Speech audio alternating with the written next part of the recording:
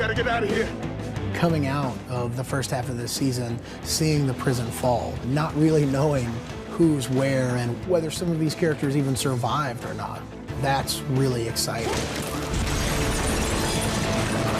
Don't look back. It's going to be about how do we get everybody back together? How do we stay safe? And how do we find sanctuary?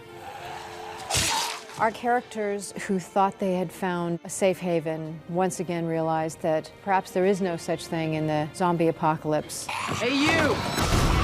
We've had the sanctity and the security of the prison for a season and a half, and we're on the road again. People have been spun into orbit. Everybody's been separated. And it's a terrifying world that we inhabit again. There are a lot of people who are on foot. They are seeking to reunite. Some of them decided to leave others behind. I saved you. We're weakened because we're split from each other.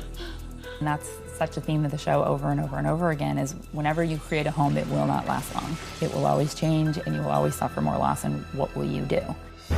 What's great about the second half is there's really personal moments between our characters. The back eight feels like a whole new season. We're moving into a much more psychological horror.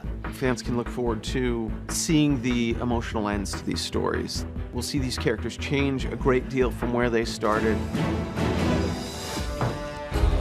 As they begin to cross paths, whether they actually connect or don't connect, we realize that the world is spreading and the world's getting larger. There's a lot of relationships that are cemented, there's some that are broken. And how are they going to be facing what looks to be an even more brutal world? We find Rick, and he's not only physically battered, he's also psychologically bereft. Slow down. You see a man that's very, very scared, and it comes out as a much more aggressive, protective father figure. I'm interested to see how Carl responds to his father after losing one of the most important parts in the family unit. Being right next to Herschel when that happened, it really is a question of what does the damage do to Michonne? How is she going to process that loss? It is very tricky for her to find peace, considering all the destruction that's happened. I'll be right back. Maggie definitely is channeling that grief straight into anger. Daryl has been changing a lot. I mean, I don't think any of these characters are the same people as when we first started. All of us have become so hard now. Come on, no. We don't know what happens to Glenn. He's on that bus. They shot bullets at the bus.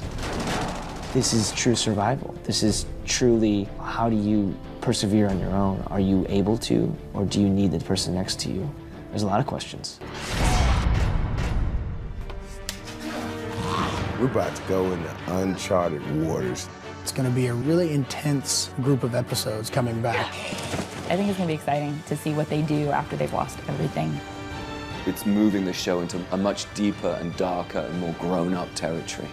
We're jumping off the cliff in this back eight. The Walking Dead returns with new episodes Sunday, February 9th at 9, only on AMC. For more exclusive video, go to AMC.com.